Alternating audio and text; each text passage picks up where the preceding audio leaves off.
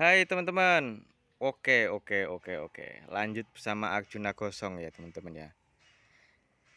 Huh, ini musim kemaraunya datang, tapi tetap banyak hujannya. Jadi nyebutnya musim kemarau atau musim penghujan ya. Nggak tahu ya. Musimnya agak ini unstable.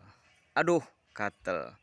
Gini teman-teman, ini jambu air mutiara hitam atau black pearl dari Taiwan.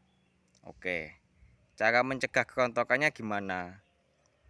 Pasti para penghobi tanaman buah dalam pot seperti aku ini, kalau ngelihat bunga atau buahnya itu rontok pasti kayak ya ada sedih-sedihnya lah gitu. Oke, ini sebenarnya udah banyak yang rontok teman-teman karena kesalahan manusianya. Nah, untuk menghindari kerontokan yang berlebih teman-teman, ternyata caranya cukup simpel. Pertama, kalau bisa, misalnya saat hujan teman-teman ya, kita angkat ini potnya. Makanya kalau nanam nggak perlu pakai pot yang besar-besar. Jadi ya segini aja, ini udah bisa berbuah teman-teman. Kalau tanaman jambu air yang unggulan kayak gitu teman-teman ya. Ini nggak promosi teman-teman ya, emang kenyataannya kayak gitu. Nah, terus tadi udah ya, kalau pas hujan kita angkat, kita taruh di teras supaya media tanamnya itu nggak kena air hujan. Terus gimana kalau misalnya potnya itu gede, nah, gitu ya, gede. Mau angkat-angkat, waduh, boyoke.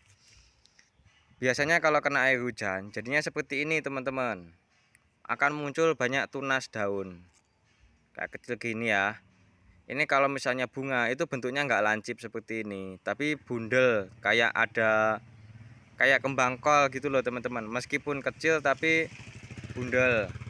Nah, kalau kena air hujan biasanya muncul banyak banget tunas daun kayak gini. Karena air hujan kan itu komposisinya lebih tinggi nitrogen. Jadi pasti munculnya tuh inginnya sih apa namanya? Inginnya tanaman itu munculnya daun. Nah, ini kalau dibiarin ini akan mengganggu hormon dia. Ya, jadi buahnya bisa rontok. Jadi kita harus bersihin. Nah, kayak gini. Kita buangin kalau kena hujan. Kita buangin daun-daun yang masih muda kayak gini teman-teman. Jadi biarkan daun yang cuma tuanya doang yang muncul gitu. Sebagai proses fotosintesisnya si buah ini. Teman-teman dulu waktu sekolah pas pelajaran IPA nggak ngantuk kan? Kalau nggak ngantuk pasti masih ingat. Coba dicari lagi. Nah, kayak gini. Kita buang aja. Nah, gitu. Disentuh udah ini, udah jatuh teman-teman. Nah, itu cara yang kedua ya. Jika teman-teman potnya gede atau males angkat-angkat karena berat. Oh, ini kita buang kayak gini. Nah, Bang, kalau misalnya pengen tanamannya rimbun gimana kalau masih kecil udah dipotesin? Nah, jadi hidup itu pilihan. Jadi silakan teman-teman memilih mau fokus ke buahnya atau fokus ke tanamannya dulu.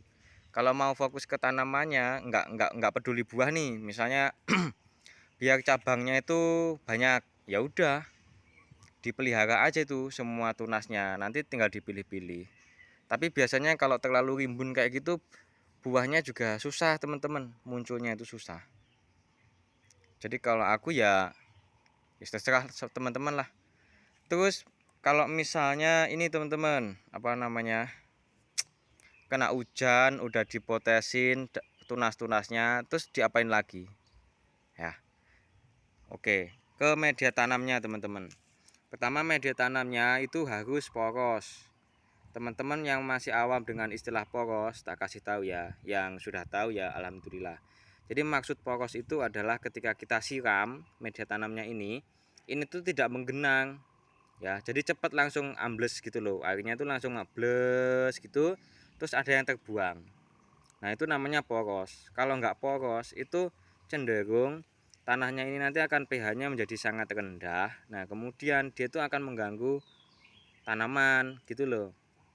Jadi kayak gini deh, kalau misalnya teman-teman tuh dikasih makanan enak, tapi lingkungannya nggak sesuai, nah itu juga nggak akan bisa sehat gitu.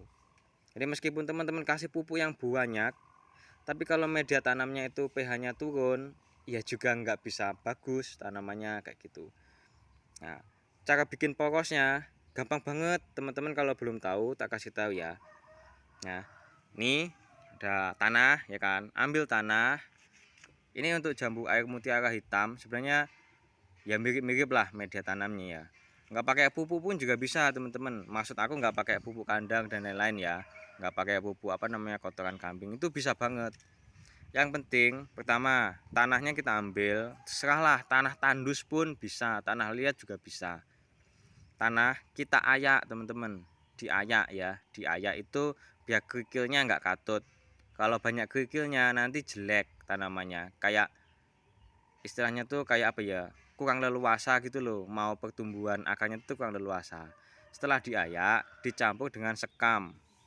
Ini orang kota biasanya masih nanya, Mas, sekam itu apa? Kalau di desa pertanyaan seperti itu bisa diketawain, tapi kalau saya enggak ya, maklum ya, kalau orang namanya orang kota itu jarang kere, atau anak-anak muda kota itu biasanya nggak tahu sekam itu apa. Kayak gini ya teman-teman ya, sekam itu kulitnya padi teman-teman ya. Nah ini tuh dicampur sama tanah yang udah diayak tadi dengan perbandingan 1:1. Jadi segini ini sekam dicampur tanah yang sudah diayak itu juga segini, dicampur aduk, nah kayak gitu.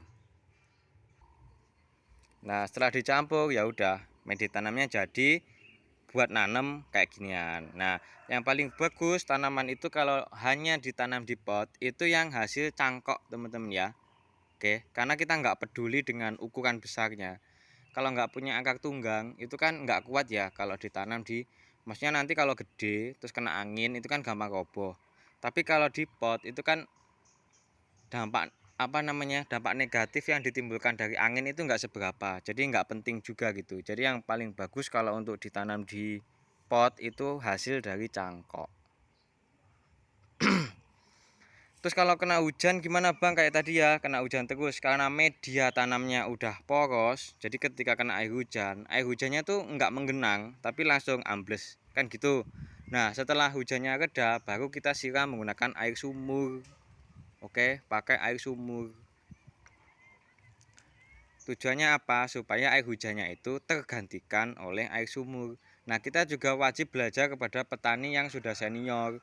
Biasanya tanaman-tanaman mahal kayak cabai yang diekspor ke Jepang kayak gitu-gitu temen ya, di daerah mana itu, Jogo Kesamben ya, Kesamben ke selatan. Nah itu tanaman cabai itu ditanam di dalam greenhouse supaya nggak kena air hujan. Jadi intinya kalau kita mau menghasilkan buah ya, meskipun cabai itu nggak manis ya, aku nyebutnya tetap buah lah, karena kan dia harus generatif lah, bukan vegetatif. Nah pokoknya cabai, terus jambu air mutiara hitam, melon, itu intinya nggak suka dengan air hujan. Tapi kalau air hujannya itu udah masuk ke dalam tanah, terus nanti masuk ke sumur ya, itu bagus. Nggak tahu sih teori detailnya kayak gimana, tapi yang jelas hasilnya pengalaman bicara kalau air sumur lebih bagus daripada air hujan untuk tanaman buah ya, perlu digarisbawahi itu. Kalau untuk rumput yang seperti di sawah-sawah itu, rumput itu mau kena air hujan, kena air sungai tetap hijau. Udah gitu aja teman-teman. Mohon maaf lahir batin ya teman-teman ya. Bye bye. Oh iya, kalau teman-teman suka subscribe, dan kalau misalnya teman-teman pengen beli mobil Daihatsu baru, WA aja ya 085706043303. Woi,